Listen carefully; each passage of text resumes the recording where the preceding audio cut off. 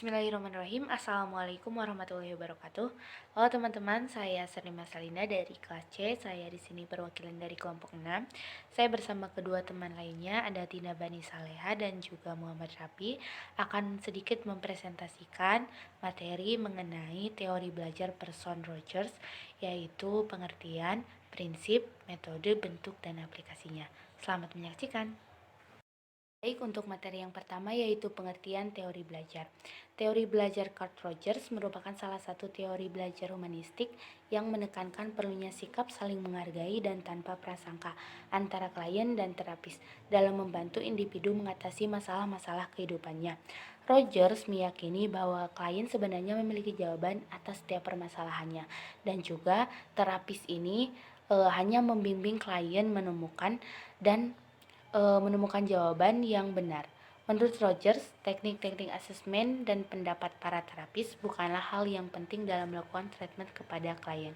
Teori humanistik adalah teori yang tertuju pada masalah bagaimana setiap individu dipengaruhi dan dibimbing oleh maksud-maksud pribadi yang mereka hubungkan kepada pengalaman-pengalaman mereka sendiri. Yang selanjutnya ada prinsip teori belajar. Belajar menurut Carl Rogers adalah untuk membimbing anak ke arah kebebasan dan kemerdekaan, mengetahui apa yang baik dan yang buruk, dapat melakukan pilihan tentang apa yang dilakukannya dengan penuh tanggung jawab sebagai hasil belajar. Kebebasan itu hanya dapat dipelajari dengan memberi anak didik kebebasan. Nah, ada juga struktur kepribadian. Sejak awal, Rogers mengamati bagaimana kepribadian berubah dan berkembang, dan ada 3 konstruk yang menjadi dasar penting dalam teorinya. Yang pertama ada organisme, medan fenomena, dan self. Yang pertama ada organisme. Pengertian organisme mencakup 3 hal, ada makhluk hidup, realitas subjektif, dan holisme.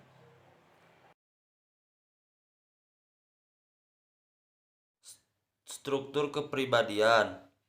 Organis adalah satu kesatuan sistem sehingga perubahan dalam satu bagian akan berpengaruh pada bagian lain. Setiap perubahan memilih makna pribadi dan bertujuan, yaitu tujuan mengkapitalisasi, mempertahankan, dan mengembangkan diri. Organis memiliki sifat-sifat berikut ini. 1. Organis beraksi sebagai keseluruhan terhadap medan fenomenal dengan maksud memenuhi kebutuhannya. 2. Organis mempunyai satu motif dasar, yaitu mengaktualisasikan, mempertahankan, dan mengembangkan diri. 3. Organis mungkin melambangkan pengalamannya sehingga hal itu disadari atau mungkin menolak pelambangan itu. Kepribadian. 2. Medan fenomenal. Medan fenomenal adalah keseluruhan pengalaman baik yang internal maupun eksternal, baik disadari maupun tidak disadari. Medan fenomena ini merupakan seluruh pengalaman pribadi seseorang sepanjang hidupnya di dunia sebagai persepsi subjektifnya. 3. Diri. Konsep diri mulai berbentuk mulai masa balita, ketika potongan-potongan pengalaman membentuk kepribadiannya dan menjadi semakin mawas diri akan identitas dirinya. Begitu bayi mulai belajar apa yang terasa baik atau buruk. Untuk teori belajar. 1. Fasilitator. Sebaiknya memberi perhatian kepada penciptaan suasana awal situasi kelompok pengalaman kelas. 2. Fasilitator membentuk untuk memperoleh dan memperjelas tujuan-tujuan perorangan di dalam kelas dan juga tujuan-tujuan kelompok yang bersifat umum. 3. Mempercayai adanya masing-masing siswa atau melaksanakan tujuan-tujuan yang bermakna bagi dirinya sebagai kekuatan pendorong yang tersembunyi di dalam belajar yang bermakna tadi.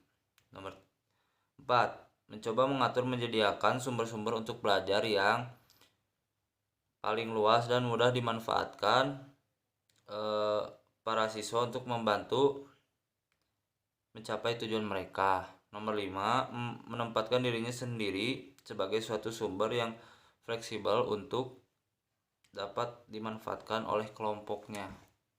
Ada teori belajar. Yang pertama, merumuskan tujuan belajar yang benar. Yang kedua, mengusahakan partisipasi aktif siswa melalui kontak belajar yang bersifat jelas, jujur, dan positif. Yang ketiga, mendorong siswa untuk mengembangkan kesanggupan siswa untuk belajar atas inisiatif sendiri.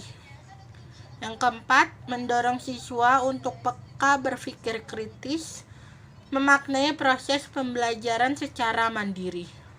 Yang kelima, siswa didorong untuk bebas mengemukakan pendapat, memilih pilihannya sendiri, melakukan apa yang diinginkan, dan menanggung resiko dari perilaku yang ditunjukkan. Aplikasi teori belajar. Teori Rogers dalam bidang pendidikan adalah dibutuhkannya 3 sikap dalam fasilitator belajar, yaitu: yang pertama, realitas di dalam fasilitator belajar merupakan sikap dasar yang penting. Seorang fasilitator menjadi dirinya sendiri dan tidak menyangkal diri sendiri, sehingga ia dapat masuk ke dalam hubungan dengan pelajar tanpa adanya sesuatu yang ditutup-tutupi. Yang kedua, penghargaan, penerimaan, dan kepercayaan menghargai pendapat, perasaan, dan sebagainya, membuat timbulnya penerimaan akan satu dengan lainnya. Dengan adanya penerimaan tersebut, maka akan muncul kepercayaan akan satu dengan lainnya. Yang ketiga, pengertian yang empati. Untuk mempertahankan iklim belajar atas dasar inisiatif diri, maka guru harus memiliki pengertian yang empati akan reaksi murid dari dalam. Guru harus memiliki kesadaran yang sensitif bagi jalannya proses pendidikan dengan tidak menilai. Nah, itulah penjelasan-penjelasan yang bisa kami sampaikan. Kurang lebihnya mohon maaf karena kami masih dalam tahap pembelajaran. Semoga bisa bermanfaat dan juga berguna untuk teman-teman semua dan kita semua. Wabillahi taufiq wal hidayah. Wassalamualaikum warahmatullahi wabarakatuh.